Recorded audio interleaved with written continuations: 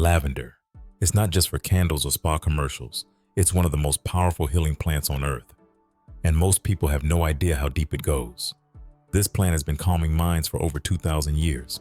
Burned in temples, used on battle wounds, carried in pockets to block out disease. This isn't some new wellness trend. Roman soldiers carried lavender into battle for wound care. Why? Because it works. Modern research confirms what they knew intuitively. Lavender contains natural compounds that fight bacteria and reduce inflammation. In medieval monastery gardens, monks weren't growing lavender because it looked pretty. They were documenting its effects on sleep, digestion, and mood, creating the original pharmaceuticals when medicine was often more dangerous than disease. Historical texts from across Europe, the Middle East, and North Africa all reference this one plant for similar uses: calming the mind, healing the body, purifying spaces. That incredible scent isn't just pleasant, it's medicinal. Lavender contains compounds called linalool and linaloyl acetate that have been shown to interact with your nervous system. In plain language, they help tell your body it's safe to relax now.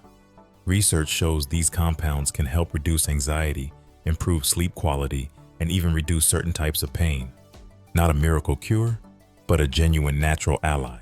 And that smell everyone loves, that's not just for vibes. That's the plant's self-defense, a chemical mix proven to help reduce anxiety, slow your heart rate, balance hormones, and improve your sleep. All of that from a flower. Now listen, I'm not gonna lie to you.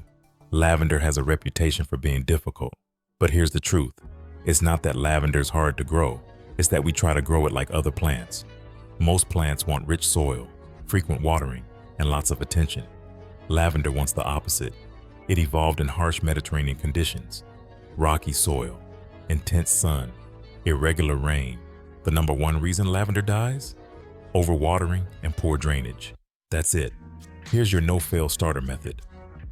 Choose the right variety. For beginners, go with English lavender.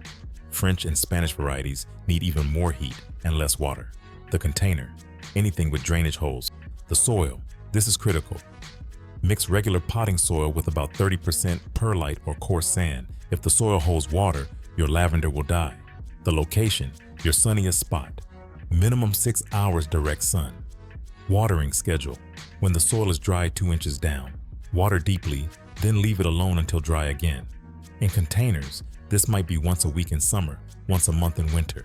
Once your plant is established, snip a few stems before bed, tie with string, and place by your pillow. Pick fresh flowers and steep in hot water for 5 minutes for a calming tea. Hang bundles to dry, then crush into DIY drawer sachets. Mix dried flowers with Epsom salt for a recovery bath after a long day. City dwellers actually have an advantage with lavender. Urban environments are often hotter and drier than suburban areas. Exactly what lavender prefers. That concrete jungle is basically recreating Mediterranean conditions. And bonus, lavender attracts beneficial insects while repelling many pests naturally. Your tiny urban ecosystem just leveled up. Having issues? Drop a comment below with a photo of your plant. Our growing community has seen it all, and I personally respond to comments weekly. Hit subscribe, and if this video helped you, smash that like button so others can discover the ancient power of lavender too.